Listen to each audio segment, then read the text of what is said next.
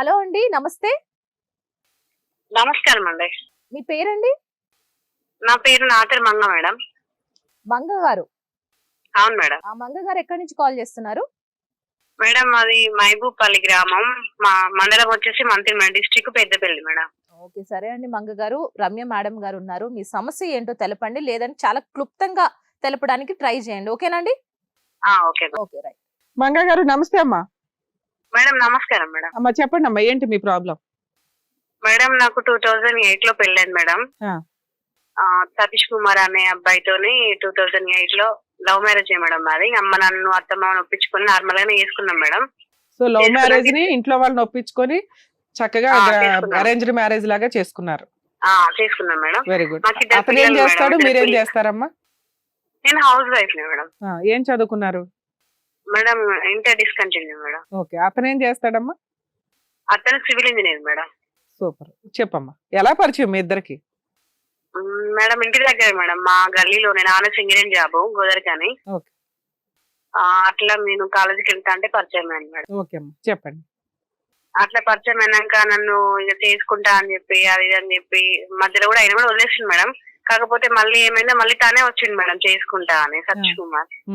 వచ్చినాక సరే ఇక వదిలిపెట్టా అంటాండే కదా, పోనీలే అట్లా ఇట్లా అని. నలుగురు ఆడపిల్ల మేడం, అమ్మ నాన్నకి తమ్ముడు ఒక్కడు.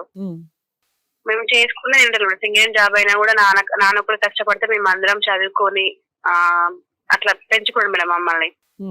ఇక తర్వాతకి పెళ్ళైన తర్వాతకి అత్తమ్మ వాళ్ళు తీసుకెళ్ళాక సేమ్ ఎట్లా అంటే అప్పుడు ఎట్లా ఉండడం మేడం, పెళ్ళైన తర్వాత అట్లా లేడు మేడం. ఆ మనిషి తాగడము, కొట్టడము, టార్చర్ చేయడము, అమ్మ వాళ్ళతో మాట్లాడకపోవడం, పంపేయకపోవడము, అట్లా అట్లా జరిగి లొల్లిలు అయినాయి మేడం. మళ్ళీ ఇంటికి వచ్చేసినాం మేడం. ఇంటికి వచ్చినాక నా కొడుకు కడుపులోకి వచ్చినాక ప్రెగ్నెన్సీ అయినది నేర్చుకుంటా అంటే లేదు నా కొడుకు అది అని చెప్పేసి మళ్ళీ సతీష్ కుమార్ తీసుకెళ్ళింది మేడం. అట్లా ఇక మా జీవనం బాగానే ఉంది మేడం. ఇక కొనసాగుతుంది, సంవత్సరం హ్యాపీగానే ఉంది. ఇక అంతట్లోనే మేడం 2017 మేడం. 17 లో మా పాపకి ముక్కు చెవులు కుట్టించిన మేడం. మంచిగా చేసుకున్నాము, అంత అయిపోయింది మేడం. ఆయన నా దగ్గర ఉండకపోయాడు మేడం. వేరే వేరే ప్రైవేట్ గా జాబ్ చేసుకునేవాడు. అదర్స్ సివిల్ ఇంజనీర్ బయట చేసుకుంటాడు మేడం. అట్లా చేసుకుంటున్నాం కదా, పోనీ లేని నమ్మకంగా తను వదిలిపెట్టినా నేను అత్తయ్య వాళ్ళతో ఉన్నా మేడం. అత్తమ్మ వాళ్ళతోనే ఉన్నా. ఆయన నెలకు ఒకసారి వచ్చుకుంటా పోయేది అన్నట్టు జాబ్ పరంగా. పిల్లలు చదివించుకుంటా నువ్వు ఉండు, నేను పని చేస్తాను కదా, మనం ఇల్లు కట్టుకోవాలి, పిల్లలు పెద్దగా అవుతారు కదా అని అట్లా అదే నమ్మకంతో ఉన్నాం మేడం. 2018 లో ఆయన వేరే మహిళతోని అక్రమ సంబంధం పెట్టుకున్నాడు మేడం. మీకు ఎంతమంది పిల్లలమ్మా? నాకు బాబు పాప మేడం. బాబుకి 14 సంవత్సరాలు, పాపకి 13 మేడం. ఓకే. అట్లా మేడం నాకు తెలిసినాక ఏం చేసిన లేదు. మీకు ఎలా తెలిసిందమ్మా మీ ఆయనకి ఒక వేరే అమ్మాయితో మాట్లాడుతున్నాడు, సంబంధం ఉంది అని? ఎవరు చెప్పారంట మేడం? ఓకే. నేను తెలుసుకున్నా మేడం. పని దగ్గర తీసుకెళ్ళి నన్ను హాలిడేస్ కు, పిల్లలకి హాలిడేస్ ఇచ్చిన వాళ్ళు నన్ను ఒక 1 వీక్ ఉండు రాని వాళ్ళే. అక్కడ వాళ్ళందరూ చుట్టుపక్కల వాళ్ళు చెప్పిల్లు మేడం. చెప్తే కూడా నమ్మలే. పోనీలే ఒక్కడు ఉంటాను కదా, కొంచెం మంచిగా ఉండడానికి ఇట్లా చెప్తారు కావచ్చు అని లైట్ గా తీసుకున్నా మేడం నేను. ఇక తర్వాతకి ఇంటికి వచ్చినాక కూడా నాకు ఫోన్ మాట్లాడుతుంటే పనికా నుంచి అని అంటే ఒక రోజు డైరెక్ట్ నేనే ఫోన్ ఎత్తున్నా మేడం. ఇక ఆ అమ్మాయి హలో అని అన్నాక వీళ్ళంతా చెప్పింది నిజమే, చెల్లన్నాడు నువ్వు ఉన్న కాడికే పోదాము, అది పోతే కూడా తెలిసింది అన్నాక అప్పుడు బయటపడ్డాడు మేడం. ఇక అప్పుడు నేను నిజంగానే చేసుకున్నా, అది ఇప్పుడు కడుపుతో ఉన్నది, దానికి 2 నెలలు పడ్డాయి, నాకు కొంచెం టైం దాని వదిలి పెడతా అని అన్న వల్ల నేను సూసైడ్ అటెంప్ట్ చేసిన మేడం. ఇద్దరు పిల్లలు ఉన్నారు. ఇప్పుడు అతని కోసం నువ్వు సూసైడ్ అటెంప్ట్ చేస్తే పిల్లలు ఏమైపోయే వాళ్ళమ్మా? అయితే మేడం అప్పుడు నాకు అంత ఆలోచన రాలేదు. బాధ వేసింది. బాధలో ఏ డెసిషన్ తీసుకున్నావో నీకే తెలియలేదు మేడం. అప్పుడు అమ్మ బ్రతికే ఉండే మేడం. నాన్న 2017 లో చనిపోయింది మేడం. నాన్న అమ్మ కొంచెం బతికే ఉండి నాకు ఇంకొంచెం హెల్పింగ్ చేసింది, నాతోటే ఉన్నది. ఇక వాడు వదిలిపెట్టి వినా మేము లేమా బిడ్డన్న ధైర్యం ఇచ్చింది మేడం. సరేలే ఇక మారుతా, నేను మంచిగానే ఉంటా, దాన్ని వదిలిపెడతా, ఇక అవి ఏమద్దు అని ఉన్నాడు మేడం. మళ్ళీ ఒక 5-6 months దాకా బాగానే ఉండి మళ్ళీ స్టార్ట్ చేసి మేడం కొట్టడం. ఇక నేను దాంతోనే పోతా, నేను దాంతోనే ఉంటా, మాట్లాడు మేడం. ఆవిడెవరు ఇంతకీ? ఆ అమ్మాయిది ముస్తాబాద్ మేడం. ఆమె అక్కడ కాంటాక్ట్ చేసే దగ్గర పరిచయం అయిందట. లేబర్ ఆవిడ. ఓకే. లేబర్ వర్క్ వచ్చి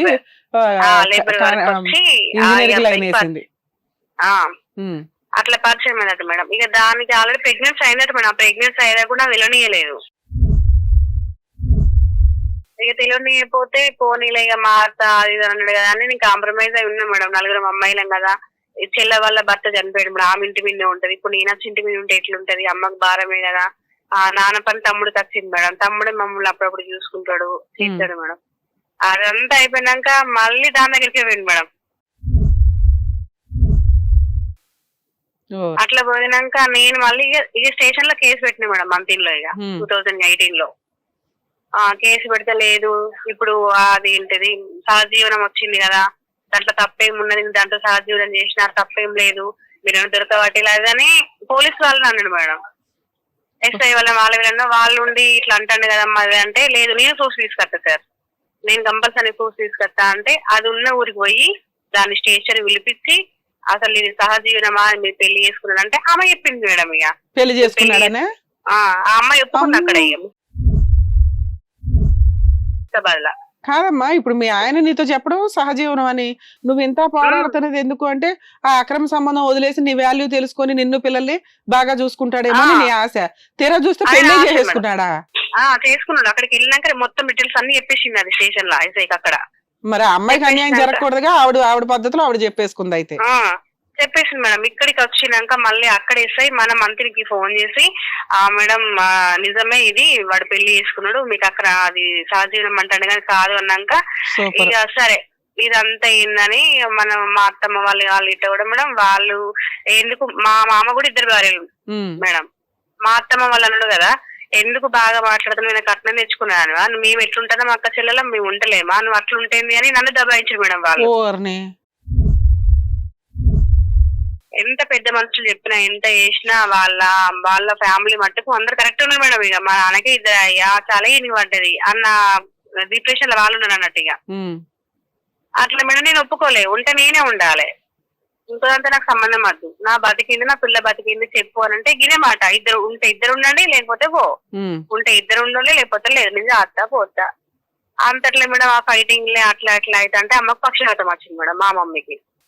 ఆ పక్షవాతం వచ్చినాక అమ్మాయి మొత్తం ఇక మాట్లాడలేదు మేడం, మొత్తం ఇక కోమలకు పోయింది. ఇక అట్లా కూడా నేను చూసుకుంటా చేసుకుంటా పత్తి ఏరుకుంటా పోయి పిల్లలు ఆదుకుంటా వాళ్ళని చూసుకుంటా ఉన్నా మేడం. నన్ను నమ్మించండి ఇక పోనాని మళ్ళీ వచ్చి, నేను దాని దగ్గరికి పోకు, అది పోతే అది అట్లనే అంటది, నువ్వు మనం ఈయన మంచిగా బతుకుదాము, అది కేసు పెట్టదు ఏం పెట్టది సరేనా నన్ను మప్పించింది మేడం. ఇక అది డెలివరీ అయ్యేదాకా ఇక దానికి పాప కొట్టిందని తెలిసినాక మేడం నన్ను ఇక్కడ ఇచ్చిపెట్టేసిండు, దాని దగ్గర వేయండి ఇక చూసినాను. అది ఎప్పుడు జరిగిందమ్మా? అది 2019 లో మే 1 పుట్టింది మేడం ఆ పాప. ఆ పాప పుట్టిందని వదిలేసి పోయింది మేడం. మళ్ళీ వీళ్ళంతా గొడవ ఇదని ఏందని ఇక అంతట్లా అమ్మ చనిపోయింది మేడం. ఇక నాకు ఈ గొడవలనే అమ్మ చనిపోయినాక కూడా అక్కడ కూడా గొడవ వేసింది మేడం. అమ్మ చనిపోయినని చూడకుండా కూడా ఏ లంది నన్ను పోనిస్తలేవు అక్కడికి, దాని దగ్గరికి, నాకు బిడ్డ పుట్టింది నా బిడ్డ కింద పడ్డదట అట్లా ఇట్లా నా మీదకి లొల్లి కష్టం మేడం. ఇక అమ్మ దినాల రోజు 5 days ఇట్లా గొడవ వేసింది నాతోటి. ఇదంతా ఎందుకు, వీడితో నాకు టార్చర్ అవసరమా, ఇన్ని టార్చర్ అనుభవిస్తున్నా, పిల్లల్ని కొట్టడం నన్ను కొట్టడం అంతా చేసింది మేడం. ఇక నేను ఫైనల్ గా కేసు రీతలు ఫిక్స్ అయిపోయినా మేడం. ఇక నా భర్త నాకు విడాకులు ఇవ్వకుండా ఇంకో దాన్ని చేసుకున్నాడు అని కేసు పెట్టేసిన అన్న అయిపోయింది మేడం. వాళ్ళు నన్ను వదిలేసిండు, దాని దగ్గర పోయింది మేడం ఇక పర్మనెంట్ గా. కేసు ఎప్పుడు పెట్టారమ్మా? 2020 మేడం.